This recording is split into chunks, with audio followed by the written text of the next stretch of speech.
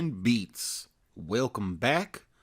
We're going to get into a new derivative rule here in this video. And that rule, as we can see in the title, the product rule. Let's get going. All right, so what's the goal here? What are we trying to do?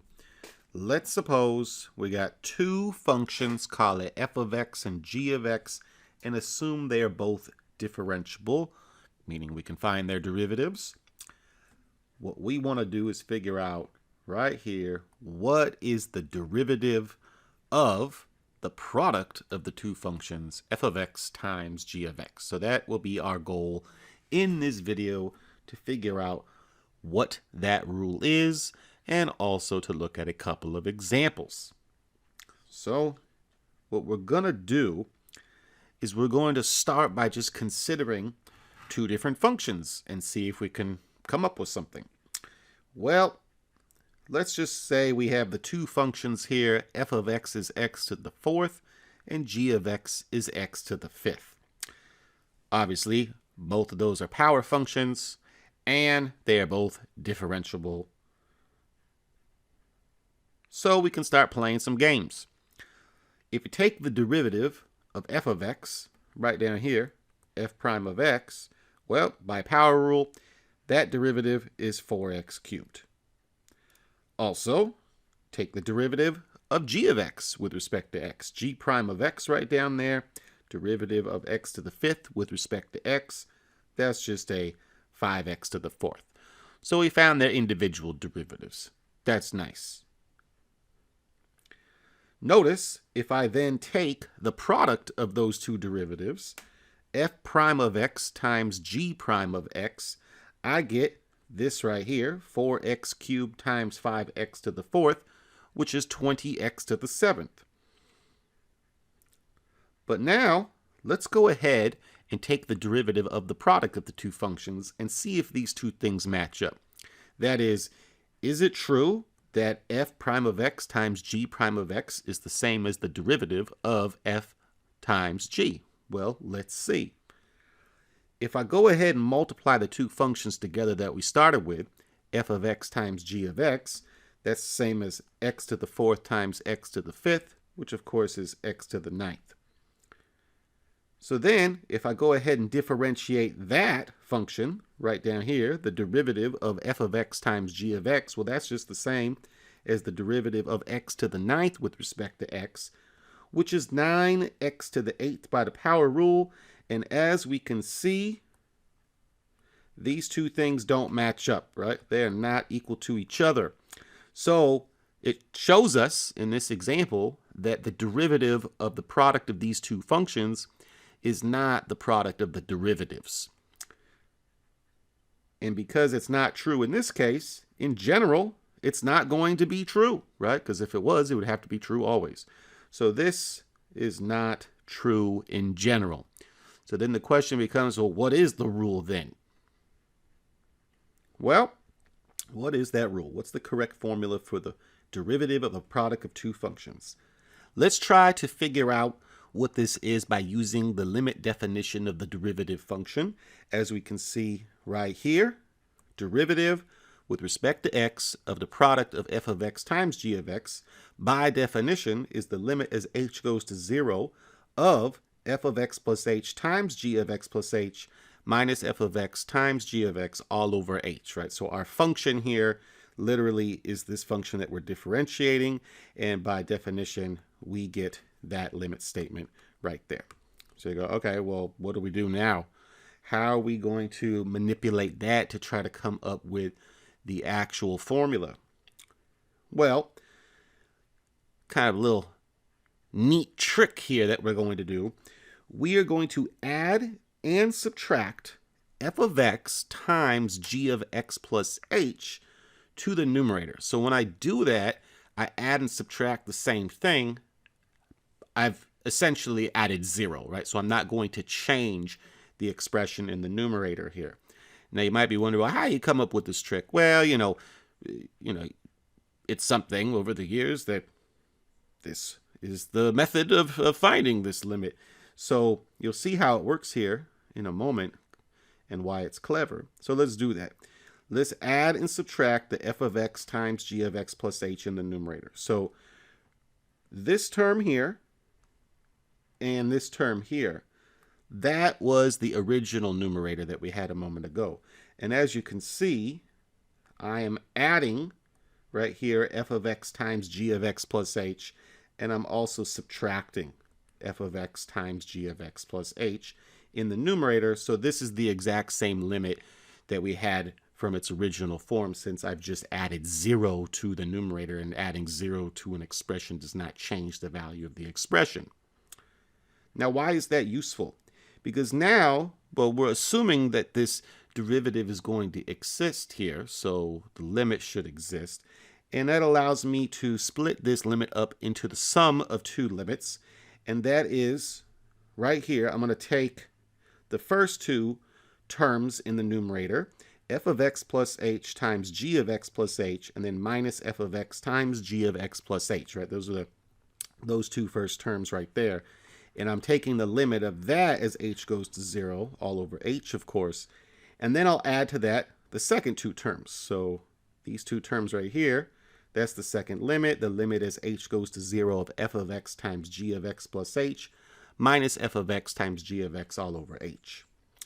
So that is still, by definition, the derivative with respect to x times f of x times, of f of x times g of x. And now we'll just notice something. Well, in the first limit, I have a common factor of g of x plus h. So I'm just going to write that right out in front of the expression now, because that g of x plus h has an h in it. I can't take that out in front of the limit, right? It's got to stay in the limit, but I'm just going to write it right out in front, factor it out of the first two terms. The second limit that we're adding has a common factor of f of x, as we can see here. And so I'll write it right in front of the expression I'm taking the limit of as well. But notice, as h goes to 0, what happens? Well, as h goes to 0, right, this right here, g of x plus h, that just goes to g of x, right? And then what am I left with? Limit as h goes to 0 of that expression, but that, of course, that entire limit as h goes to 0 is f prime of x. And similarly, as h goes to 0 in the second limit, well, f of x doesn't even have an h in it, right? That's just going to go to f of x. And then I'm left with this limit here, limit as h goes to 0 of g of x plus h minus g of x over h. But that, of course, is just g prime of x by definition. And thus, we get the product rule, as we see here, f prime of x times g of x plus f of x times g prime of x. And that is our product rule. The derivative of a product is equal to that right down there. And we just proved it. So let's just state it more formally. In general, the product rule for derivatives, of course, that's what we're talking about here. Assuming that you have two differentiable functions, f of x and g of x, then the derivative of the product, f of x times g of x, is the derivative of f times the function g plus f times the derivative of the function g. So that's the rule. Write it down, take a picture, add it to the list. So what we'll do now is we'll find some derivatives as some examples to see how this works. In part A here, what do we have? We have a function of w here given to us right here. We're asked to find the derivative with respect to w of w cubed times the quantity 3e to the w minus 5. So you can see there's a product, right there. Right, there's a product. W cubed, kind of think of w cubed as your first function, f of w. And then the next one, 3e to the w minus 5, like our second function. And so the rule says, okay, well, this is going to be, what's the rule? Let's write it down again. It's going to be the derivative of the first function, f prime of w, times g of w, and then plus f of w times g prime of w. So let's just go ahead and find those derivatives. Notice that f prime of w, the derivative of f with respect to w, is the derivative of w cubed, which is just 3w squared. Moreover, g prime of w, the derivative of 3e to the w minus 5, well, that's just 3e to the w. And thus, all I'm going to do is replace all my expressions with the corresponding equivalents, and I get, all right, f prime of w, 3w squared, times g of w, so times 3e to the w minus 5, plus f of w, which is a w cubed, and then times g prime of w, so times a 3e to the w. And then, if we can, we should try to clean this up. Let's just multiply it out, see if anything nice happens. This 3w squared times 3e to the w is 9w squared e to the w. And then I got a minus 5 times 3w squared, so minus a 5 times 3 is a minus 15w squared. And then finally plus a 3w cubed e to the w. So I guess if we really wanted, we could come up with a common factor here. Notice there is a w squared and a 3 is a common factor. So I could write this as 3w squared times 3e to the w minus 5 plus w e to the w. So many different forms we could write our answer in here, but the whole point of this is that we're using the product rule because we're taking the derivative of a product. Now, you could actually multiply out this entire function at the beginning and then go about it that way as well, taking the derivative, but notice you'll still have a product in there because you'd have a w cubed times a 3e to the w. So either way, you're going to have to use product rule for this situation. So there's an example. How about one last example to finish up this video? In this case, we have the derivative with respect to x of x to the 5th times e to the x. Obviously, got a derivative of a product again. So in this case, we can think of the first function, f of x, as x to the 5th, and the second function, say g of x, as e to the x. Those are the two functions being multiplied. And so by product rule, what's this going to be? F prime of x times g of x plus f of x times g prime of x. So let's go ahead and find the individual derivatives while we're at it. F of x is x to the 5th, so by power rule, f prime of x is going to be a 5x to the 4th. And then g of x is e to the x, so g prime of x still just e to the x, right? That's the derivative of e to the x. And now let's go replace all of these different things in our derivative product rule. F prime of x, 5x to the 4th, times g of x, so times e to the x, plus f of x, which is a x to the 5th, and then times a g prime of x, e to the x.